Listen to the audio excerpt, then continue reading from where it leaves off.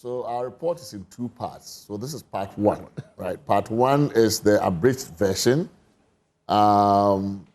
basically summarizing the key recommendations. Our second and long-form report, so to speak, is due at the end of the holidays. January 5th is when we submit it. That report will have the context, the analysis, everything that puts the recommendation in perspective, right? So you take a recommendation, before you get to it, you would know exactly our thinking that led us to the recommendation. So all of that is there. We're still working to complete that fuller report for submission after the new year. So Bafo is right. I mean, some of the recommendations here appear to be out of context, and until and unless you have that context, you may not really understand fully why we got there or how we got there. On this before he got there, he had mentioned something, even though it sounded a bit contradictory to the point he made about approaching you even before the NPP came into office. Sure. That there will be the need for constitution review.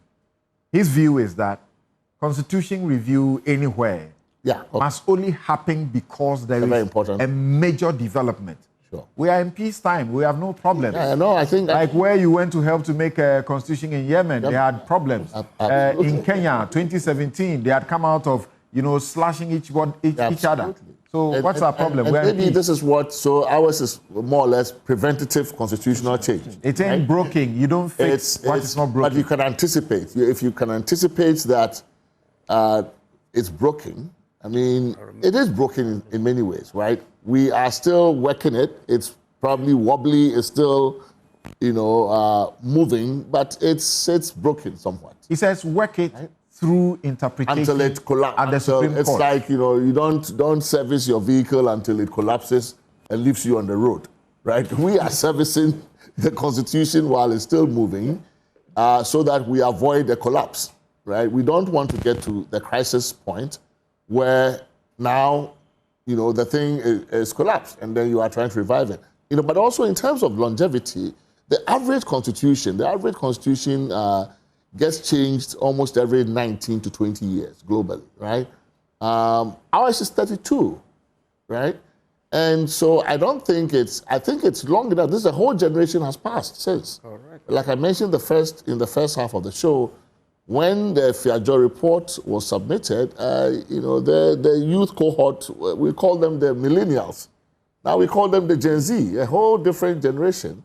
Has sprung up since that period. And I mentioned all of the intervening developments that have happened in Ghana's political and constitutional history that are significant and we must take on board. We had not had election petitions. We have had two of them. Parliament, a number of things. We have not had too many of removals of. We have not had a removal of a CJ. Article 146. We have done it. Exactly. So there are lessons for constitution. And the economy had not collapsed. All of them. We have not gone bankrupt. We have gone there. This is a constitution that has a whole chapter on finance, on debt, on contracting. And it means that something is not working there. If you can have all of these provisions and still raise debt to a point where you go bankrupt. It's a question of the longevity and intervening to make corrections. The reason you have provided for a certain timeline within which we should be revising the Constitution. Exactly. So we have in our Living Constitution chapter, we say, look, give every generation an opportunity for them to take a look at the Constitution. Don't wait for it to collapse. Don't wait for a crisis to hit so that we can have this continual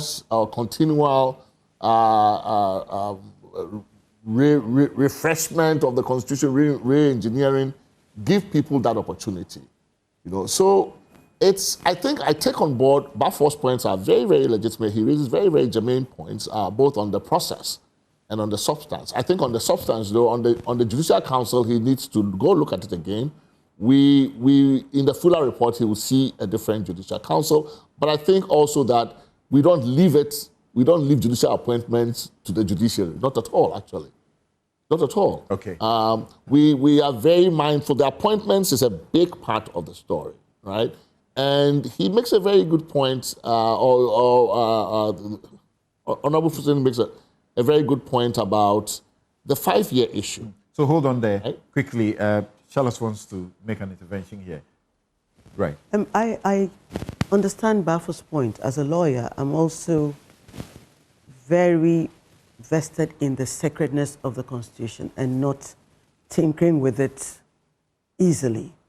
But I think that in the peculiar case of Ghana, we have to remember the history of this Constitution, what it came out of. It came out of a military dictatorship trying to go back to constitutional democracy. And it has been said I was sort of an appeasement to get rolling. So there are issues there. There are very fundamental issues right there that we've never fixed. It's been good for us as a country that it's worked. We wanted political stability out of this. It's given us that. But essentially as well... Given us that on the back of an imperial president. We're getting to that. But essentially, who does the Constitution belong to? The people. If we as a people decide that we want the opportunity every 5 years to look at our Constitution again, we own it. That right should not be taken from us. If we say every 20 years in a time of peace is not broken, but we want to look at it again and make sure it continues to fit, that right should not be taken away from us. Doing all the engagements during this constitutional review process, two things really stuck out to me. Just the overwhelming interest from the people, not the experts, not the elites, the everyday people showing up at these engagements to say that this is my issue, I want to have my voice heard, this is what I want to see change in the Constitution. For me, that was very important because it also shows that we have accepted as a people that we want constitutional democracy. We may not be too happy with it, but we also believe that we can fix our country through constitutional change. That is important. The other thing for me was that the Afrobarometer reports have over the years shown that we are losing faith in democracy. We think democracy is failing us. We think it's a choiceless democracy. We're not happy with the way the arms of government have managed stuff. Yet, people believe that if we can show up at this forum and speak, things can change and deliver the kind of democracy we want. That, for me, is important. And I think that should be respected above every other philosophy of how we manage constitutions. Let the people be at the center of this. Let the people own it. And the duty of government is to listen to the people. Interesting. So apart from the groundswell of, as it were, views that have been shared, that there is the backsliding of democracy within Africa, not only Africa, but elsewhere. Apart from that, should that be a strong enough point to want to tweak our constitution? Before we went for Prof. Safiajo, we had the Africa Review peer review mechanism, and President Kufuor committed to it. That eventually culminated in President Mills saying this is the time to do it. Is that enough? That's not localized, the backsliding of democracy across. Is that enough reason we should be tweaking the constitution? It's not localized, but we are a leading light in Africa. And in fact, many have commended us that without a crisis, we have sat down to say, what do we want to see in our constitution? And we have to remain a leading light. The fact that democracy is backsliding, Ghana should show a better example. And I think that's exactly what we're doing. We're sitting here on a Saturday morning discussing our constitution. Different views. What is more beautiful than this? About Christmas season. Okay. I'm telling you, this is the essence of it. Let me go back to Prof. He is coming to you and Professor Bafo Ajmanduye's questions. No, just a minute. It's important for me to add that the clamor for a review of the Constitution did not start with the Constitution Review Committee. No. It started in 2008. And that was why President Kufuor, in his State of the Nation address, indicated the need for a constitutional review. In fact, in 2008, constitutional review was on the ballot. Those on the ballot. So yes, when you look at constitutional evolution of constitutions in some jurisdictions, right, they come after a major. Even in our country, we've had 3-4 constitutions after major events, or 5 if you add a changeover from but the. we don't want that event. Okay, so Prof, before you go to the extension of the tenure and the change in the age, reduction in the age, senior citizen Dr. Jesse wants to know: did you receive memos? We know Fiajo received a lot of memos.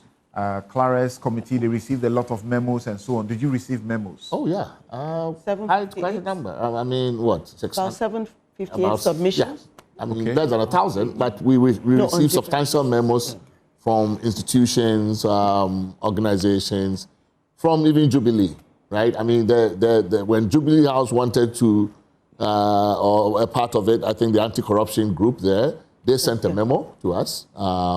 The Ministry of Foreign Affairs sent a memo, NACOP sent a memo. So some government institutions dealt with us through memos. Right. The security agencies. And so we received memos from individuals, from private institutions and organizations, and from even government. Yeah. Private business. Absolutely. So it wasn't just oral engagement. No, we received a bunch of very solid memos. I know a couple of them who are already complaining that their views didn't find expression. And I know others too who are celebrating that their views found expression, including the youth groups. Yeah. They've actually shared their memo they brought to you with me. And they are very happy that you gave them 30 years.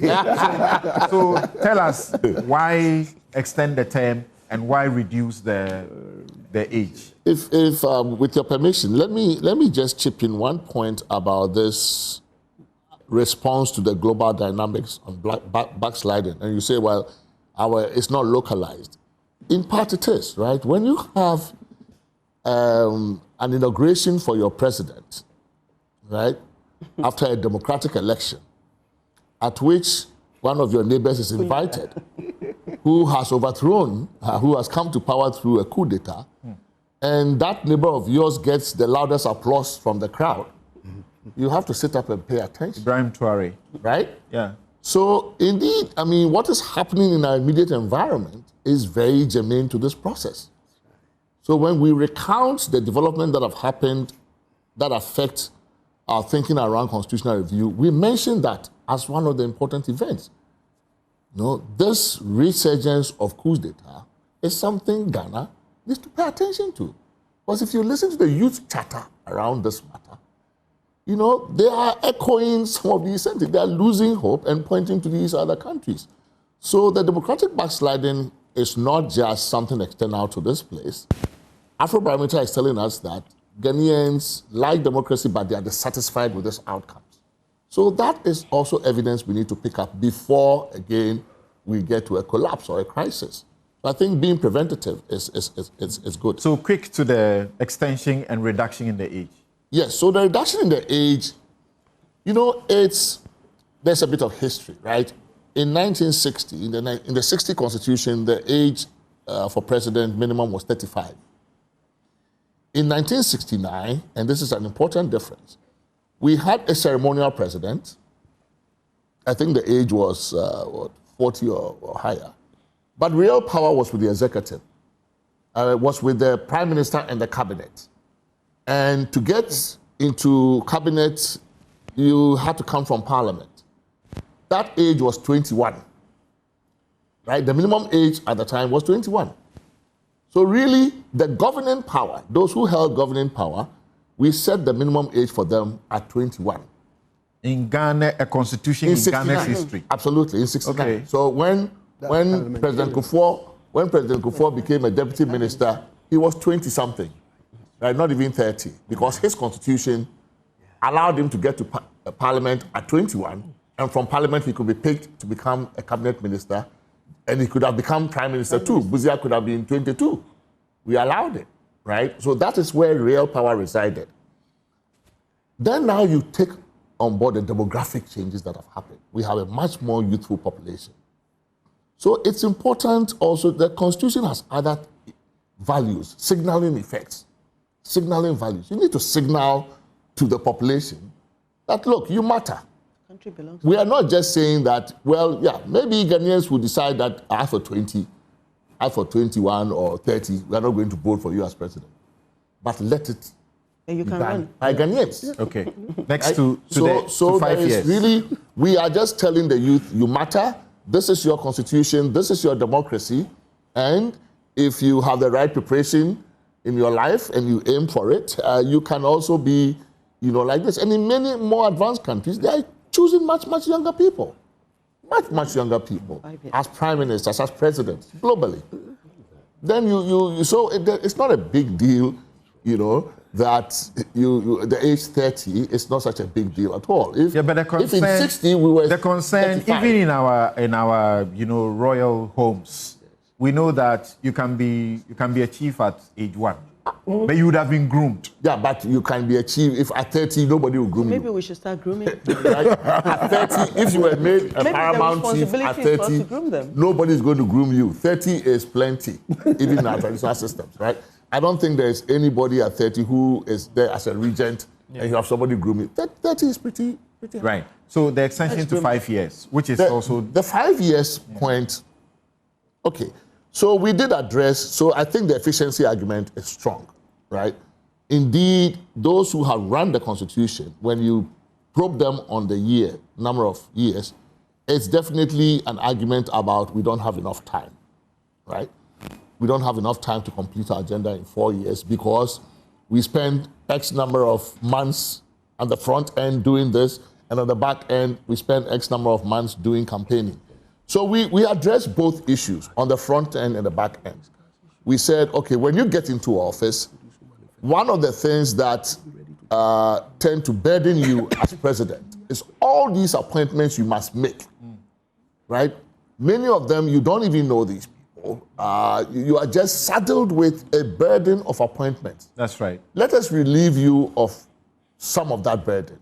Have you confirmed? We understand it's in the region of about 4,000 to 6,000 people that the president appoints. And we keep, anytime you create a new body, you pass a new statute, you are actually extending that. So it doesn't stop.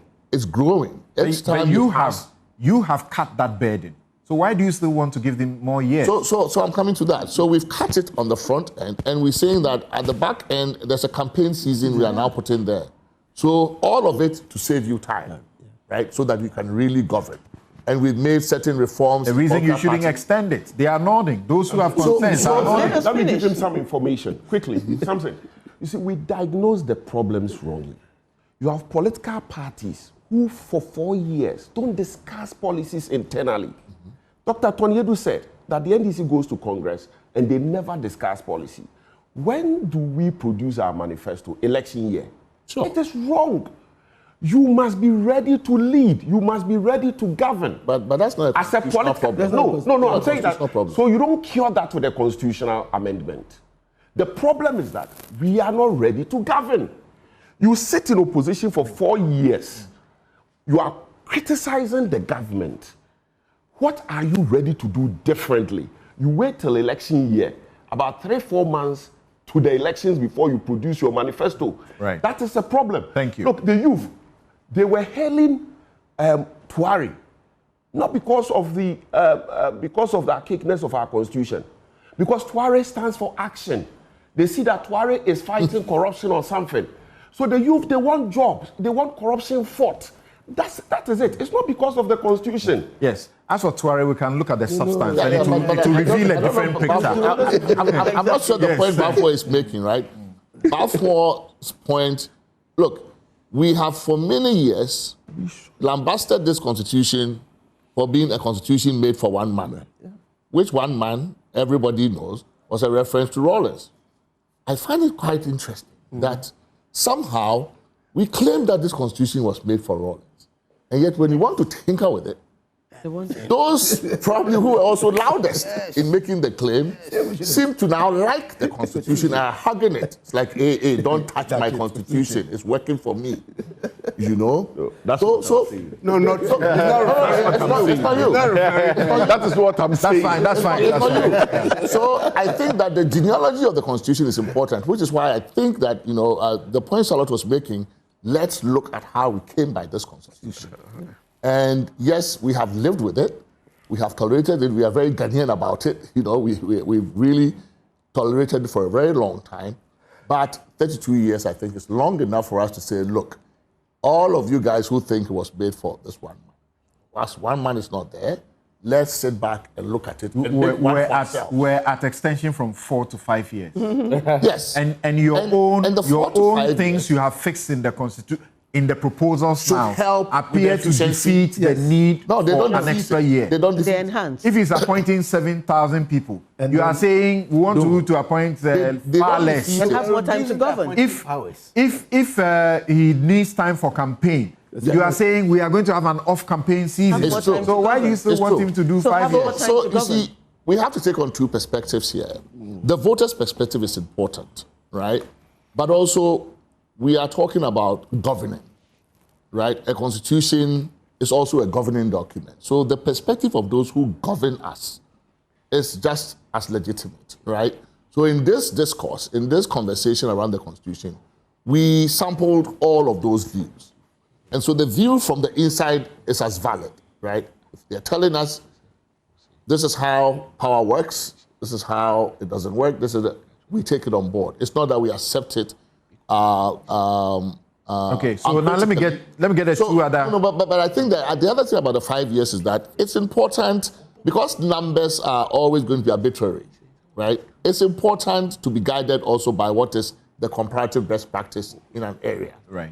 So the fact that our peer nations in this global community are largely moving towards 5 for something that is arbitrary. We have 4 because America has 4. That's right. And we chose, the 4 is not magic, really. There's no magic to 4. We have 4 because the leading democracy at the time we thought had 4, so everybody follows. But even that, many are moving away from that, right?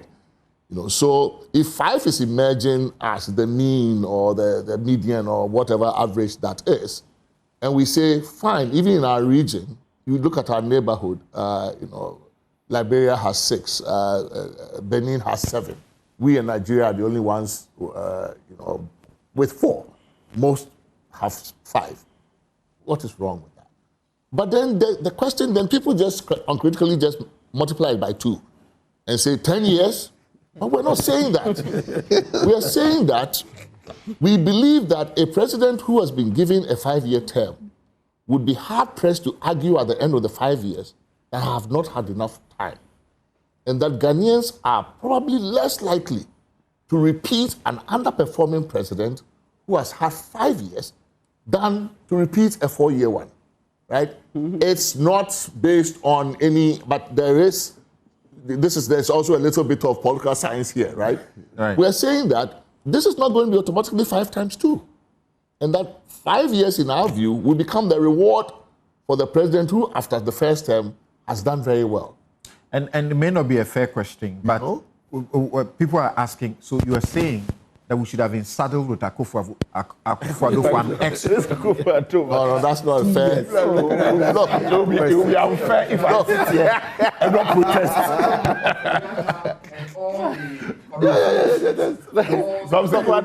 If I sit here and not protest. Look, in Liberia, right? In Liberia, they had. Sit here and not protest. So Liberia has 6-year term, right? Times 2 is 12. In our case, you have to do 3 terms to get to Liberia's 12. Countries vary, right? George Weah had for 6 years. And then he went back and said, Charlie, another 6 years. I'm thinking they're like another George Weah for 6 years. No. Right? So those things really weigh on your mind, obviously. How much longer am I going to give this person and put up with this person for another term? All right. So 6, if you are giving 4, it's easy. We've gotten used to this 4 times 2 stuff. But I think it's going to be very difficult, really. Thank you. I'm coming to Vicky Bright and